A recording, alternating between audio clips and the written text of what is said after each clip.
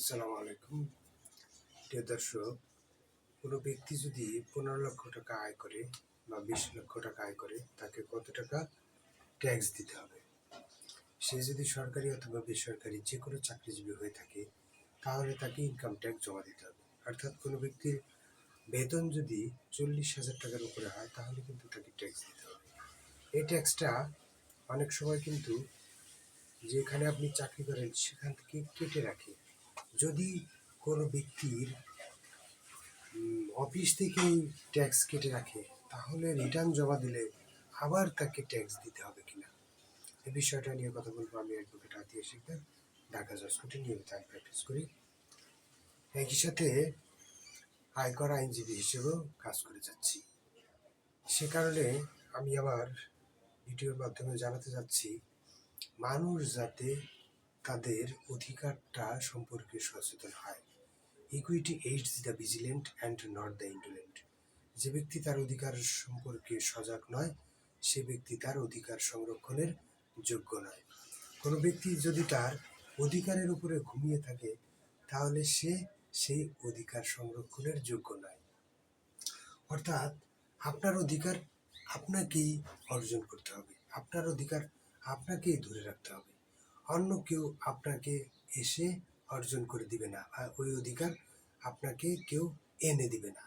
আপনাকে শ্রম দিয়ে আপনার অধিকারটা আপনাকে ধরে রাখতে হবে।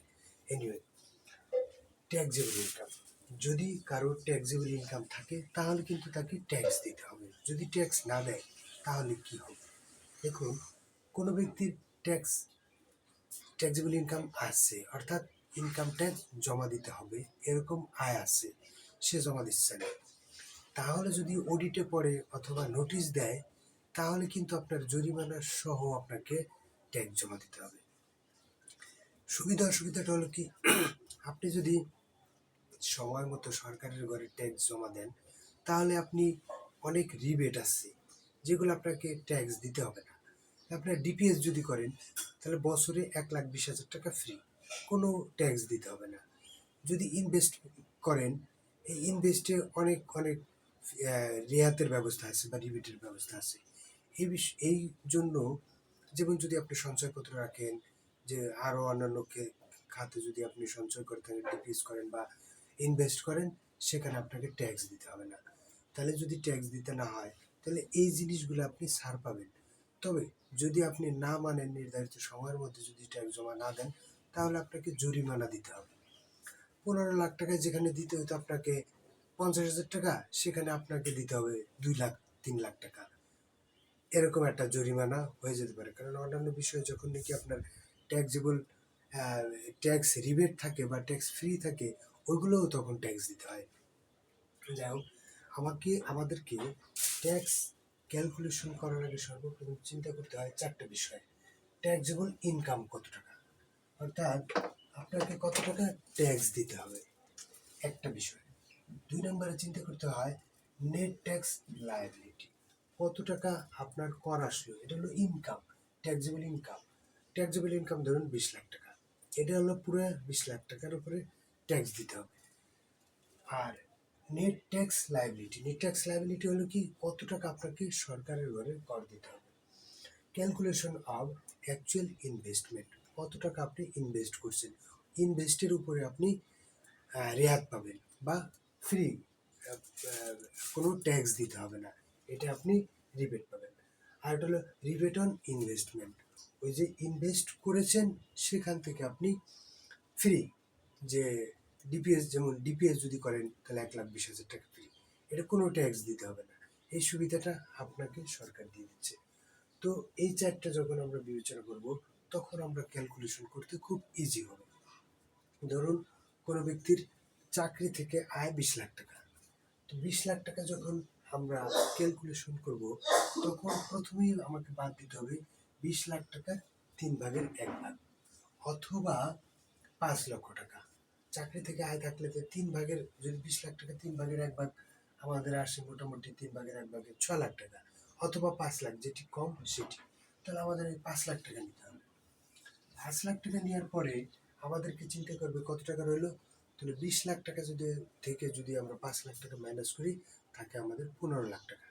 এই 15 লাখ টাকার উপরে আমাদের ট্যাক্স আসবে। দেখুন, প্রথম 3,50,000 টাকা জিরো, পরবর্তী 1 লাখ টাকায় 5% 5,000 টাকা, পরবর্তী 4 লাখ টাকায় 10% 40,000 টাকা, পরবর্তী 5 লাখ টাকা 15% 75,000 টাকা, পরবর্তী থাকে 1,50,000 টাকা, সেখানে 20%। ইনকাম ট্যাক্সের একটা স্ল্যাব আছে। স্ল্যাবটা হলো, প্রথম যদি কোনো ব্যক্তি পুরুষ হয়ে থাকে, তাহলে পুরুষ করদাতা হয়, তাহলে তার জন্য 3,50,000 টাকা ফ্রি। এই 3,50,000 টাকা, পরবর্তী 1 লাখ টাকা 5%, পরবর্তী 4 লাখ টাকা 10%, পরবর্তী 5 লাখ টাকা 15%, পরবর্তী যা থাকবে পরবর্তী আবার 5 লাখ টাকা 20%, এরকমভাবে। তো সর্বসাকুল্যে আমাদের 1,50,000 টাকা ট্যাক্স আসছে। অর্থাৎ 2 নাম্বারটা, প্রথমটা tax, income tax, tax taxable income 15 lakh টাকা। ট্যাক্সেবল ইনকাম, ট্যাক্সেবল ইনকাম যখন নির্ধারণ করা হয়ে গেল, তারপরে নির্ধারণ করব ট্যাক্স লায়াবিলিটি, অর্থাৎ কত টাকা সরকারকে ট্যাক্স দিতে হবে। আমাদের এখানে আসছে 1,50,000 টাকা। দেখুন, 1,50,000 টাকা পরে আমরা ক্যালকুলেশন অফ অ্যাকচুয়ালি ইনভেস্টমেন্ট, আমাদের ইনভেস্টমেন্ট হয়েছে 1,20,000 টাকা, অথবা আমরা রিবেট অন ইনভেস্টমেন্ট, ওই ইনভেস্টমেন্ট থেকে কত টাকা আমরা রিবেট পাবো।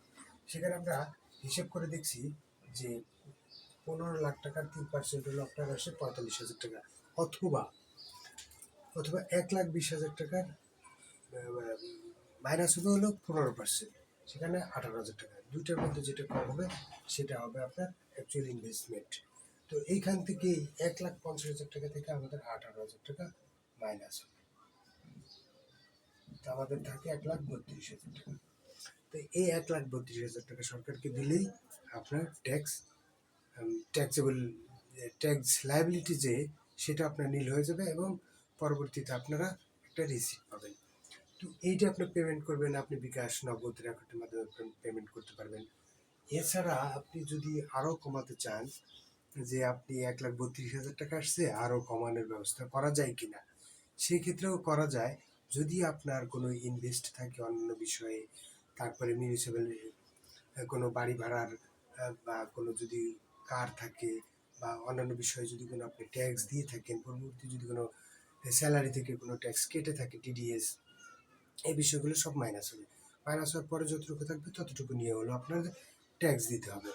অর্থাৎ আপনি যদি কোনো ট্যাক্স পেয়ার হয়ে থাকেন, তাহলে আপনাকে দক্ষ একজন ব্যক্তির শরণাপন্ন হবেন, যাতে আপনার ফাইলগুলা পুঙ্খানুপুঙ্খানুরূপে বিবেচনা করার পরেই আপনার এই ট্যাক্সটা, রিটার্নটা জমা দেয়। তাহলে কী হবে, ভবিষ্যতে আপনি অডিট বা কোনো প্রবলেমে পড়া থেকে অনেকটা সেফ থাকতে পারবেন। বিষয়টা নিয়ে যদি কোনো বোঝার থাকে আমাকে বলতে পারেন, আমি বলার চেষ্টা করব। সবাইকে ধন্যবাদ। আসসালামু আলাইকুম।